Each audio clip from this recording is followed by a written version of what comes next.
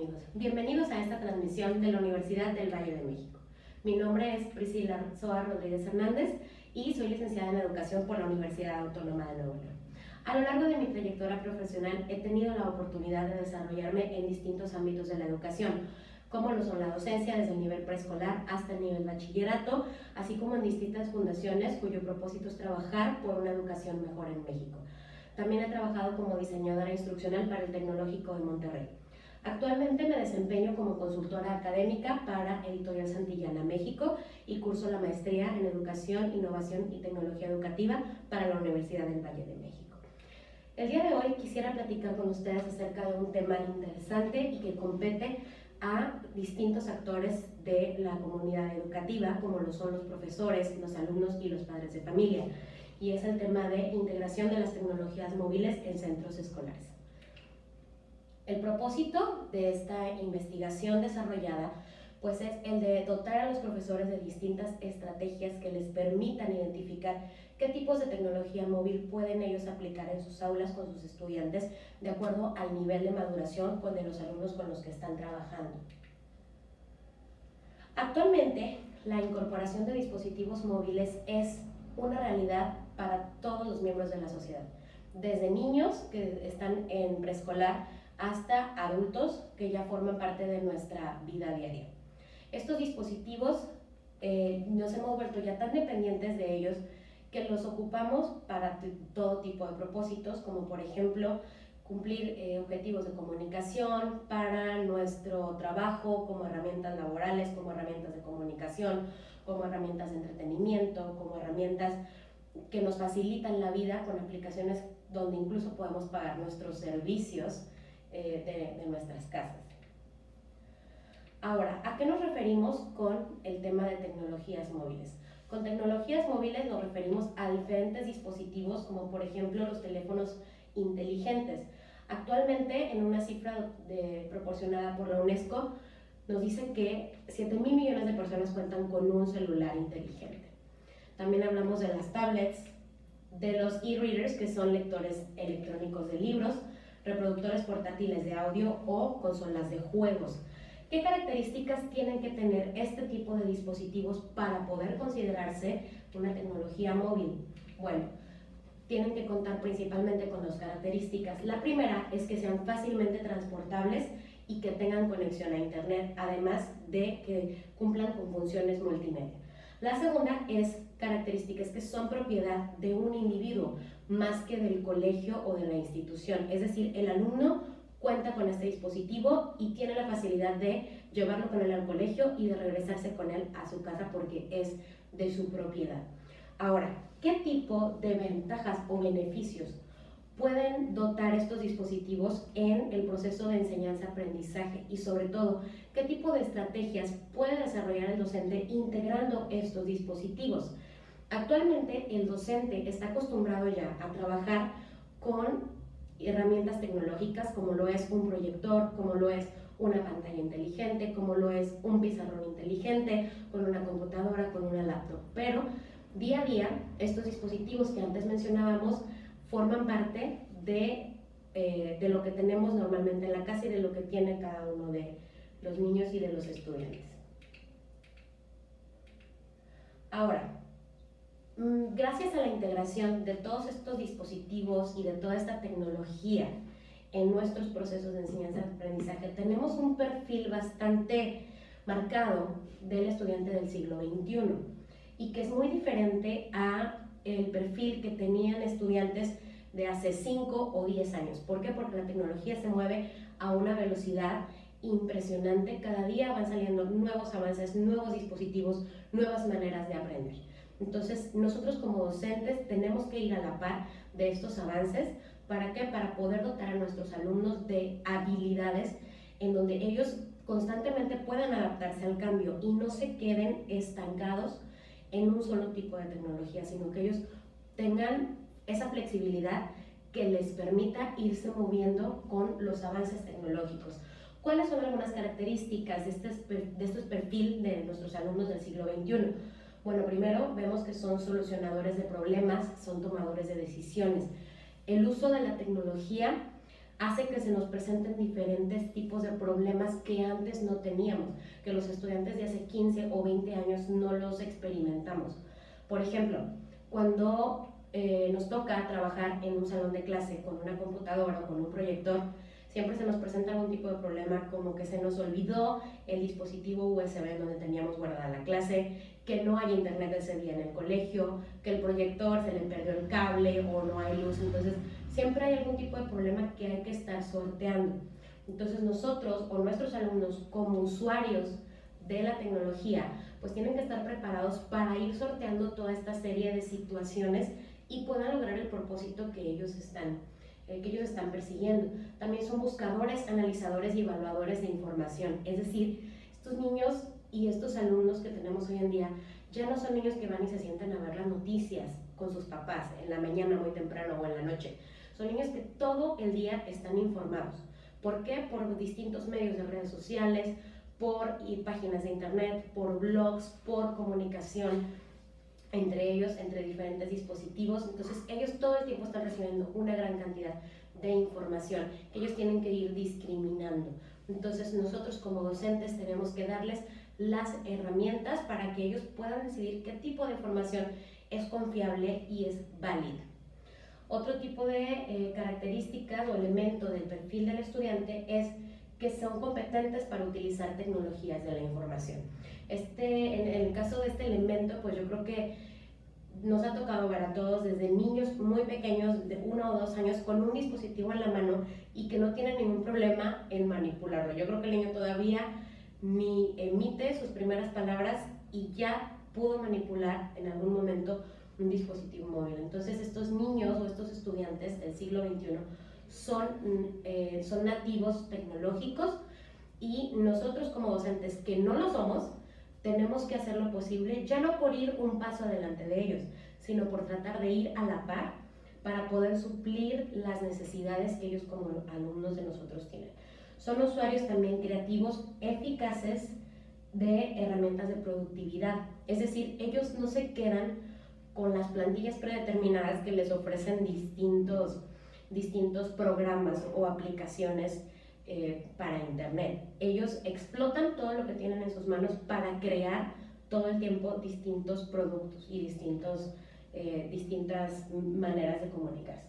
También son comunicadores, colaboradores, publicadores y productores. Es decir, ellos están produciendo contenido.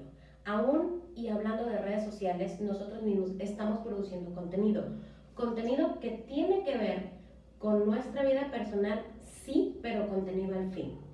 Entonces ellos están formándose de una manera en la que a nosotros no nos formaron, a nosotros no nos dijeron tú di lo que piensas o tú publica esto en algún lado, sino que nosotros nos acostumbraron a llegar y a ser receptores de toda la información que decía el maestro. Aquí el alumno es el que tiene la oportunidad de emitir una opinión, de discutirla, de argumentar, y eso hace que sea un alumno mucho más crítico de sí mismo y obviamente del profesor que tiene al frente. Por último, y yo creo que como resultado de todas estas habilidades que ya manejábamos, es que nuestros estudiantes, al desarrollar todas estas habilidades, van a ser ciudadanos informados y responsables, capaces de contribuir en la sociedad del conocimiento. Esto es algo que ya no se va a revertir. Como decíamos al principio, al contrario, cada vez más van a existir dispositivos, tecnologías, maneras de comunicación, aplicaciones. Entonces, ellos van a poder contribuir en irse adaptando e ir utilizando estos dispositivos en su favor.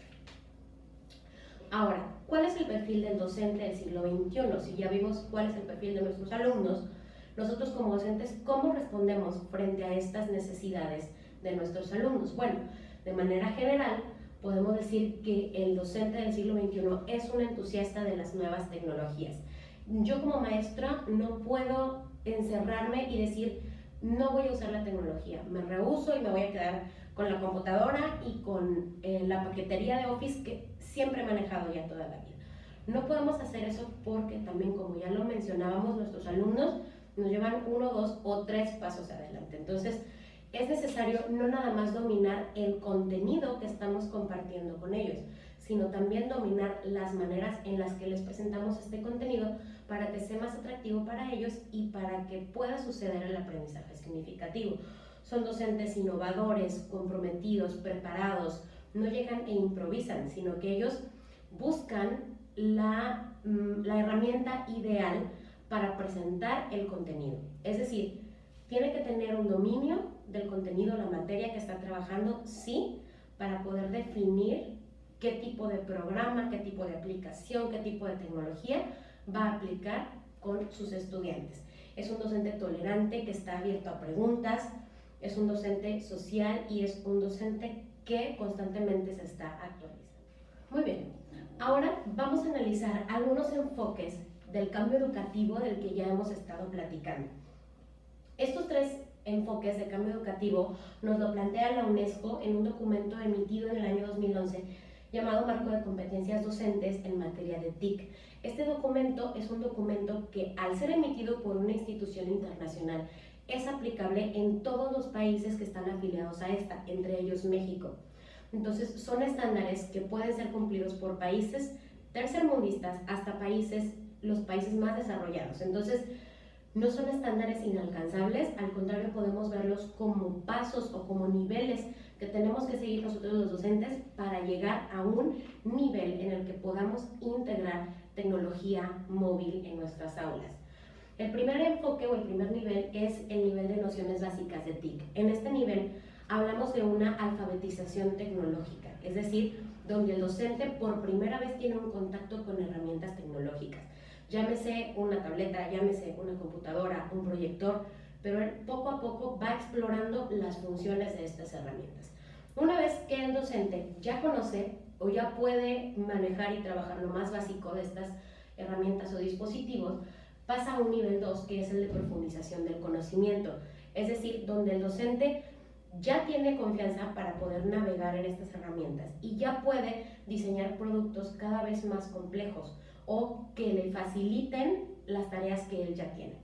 Y por último tenemos el nivel de generación del conocimiento, donde el docente ya ha pasado por todos estos niveles de manipulación de herramientas tecnológicas y ya él es capaz de producir sus propios contenidos, de desarrollar sus propias aplicaciones, de crear sus propios videos, de crear su material y no nada más estar consumiendo lo que él encuentra en internet, sino que él ya también colabora con la comunidad global sobre sus propias experiencias. Entonces, es precisamente en este nivel de generación de conocimiento donde entra el aprendizaje móvil. ¿Por qué? Porque el docente y el alumno, ambos, están enfocados en crear, están enfocados en colaborar. Entonces, no pueden hacer esto si ellos no conocen las herramientas con las que están trabajando y no tienen un conocimiento profundo sobre cómo aplicarlas. Entonces, el aprendizaje móvil podemos ubicarlo en este nivel de generación de conocimiento. Ahora, hay algunos principios de aprendizaje móvil que nos plantea Terry Hike, que es el director de uno de los blogs más importantes de tecnología educativa a nivel mundial. El primero de ellos es el acceso. ¿Cuáles son las ventajas de trabajar con herramientas de aprendizaje móvil, con dispositivos móviles aplicados a la educación? Pues es el acceso, es decir, que no tenemos barreras ya físicas o no tenemos barreras de distancia, no tenemos barreras de tiempo para poder acceder a la información que el estudiante necesita conocer. Ni el maestro para compartir o publicar las guías del trabajo que se tiene que ir realizando, ni el alumno para acceder a ellas en cualquier momento. Segundo, las métricas. ¿Por qué es una ventaja las métricas del aprendizaje móvil? Bueno, porque el maestro sale de su zona de confort al estar acostumbrado a evaluar de una manera presencial, de una manera en la que él está viendo todo el tiempo el trabajo del alumno o que él tiene todo el tiempo evidencia física, donde él conoce a sus estudiantes y donde puede acceder o puede interpretar de una manera mucho más inmediata sus fortalezas y sus debilidades. Aquí el docente tiene que ingeniárselas para buscar métricas donde pueda ir apoyando a sus estudiantes en todo su desarrollo de aprendizaje, pero pues también que le sirvan a él como evidencias concretas y poder ir midiendo y evaluando también pues todo este proceso del estudiante. Un tercer principio es el principio de la nube. En la nube nosotros tenemos la facilidad de tener acceso a información 24 horas. Decíamos ahorita, tanto el docente de subir información, de bajar información, como el alumno también. Es decir, no tengo un límite de tiempo, no tengo un límite de espacio en un dispositivo, sino que todo se encuentra ubicado en internet.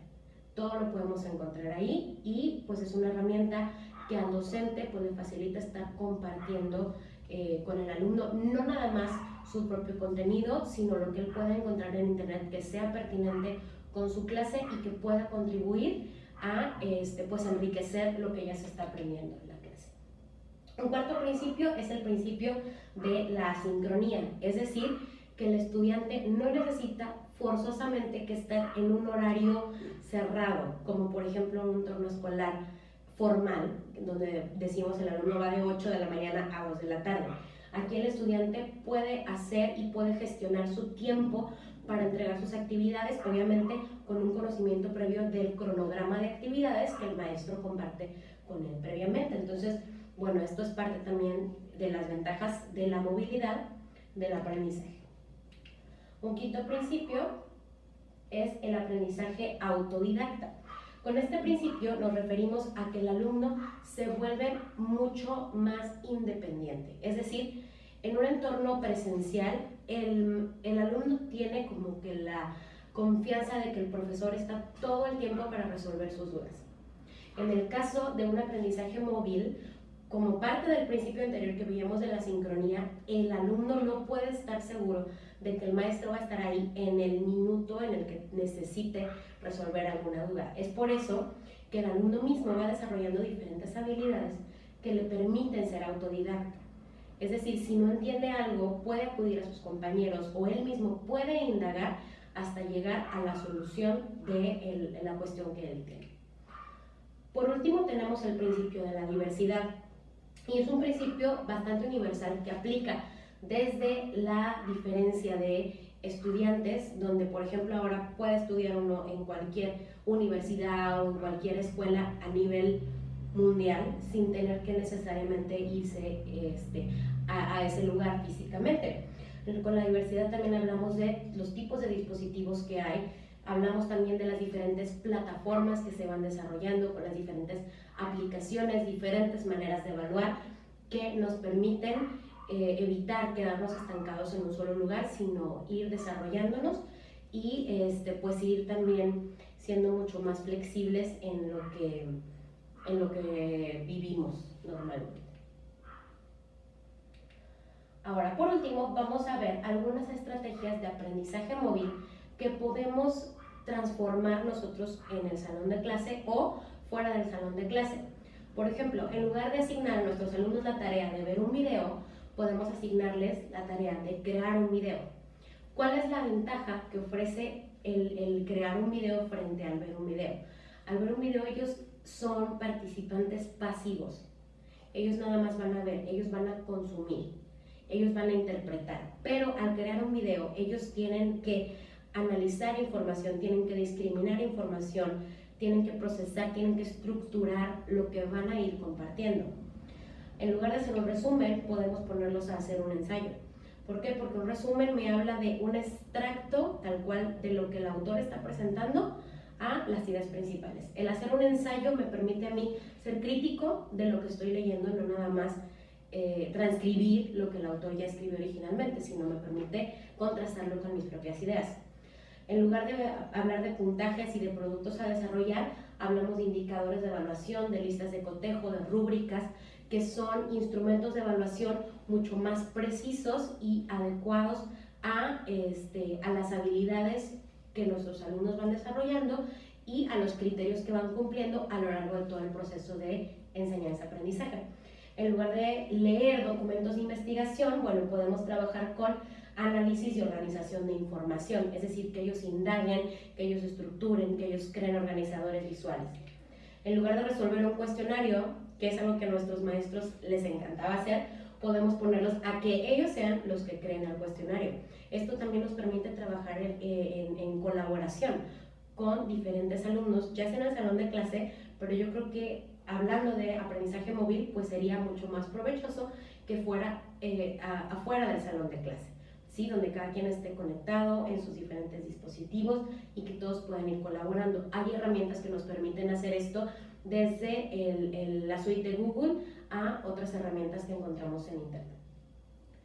También, en lugar de realizar una presentación, podemos invitarlos a que realicen una infografía. Como decíamos ahorita, es algo parecido al análisis de ver o crear un video.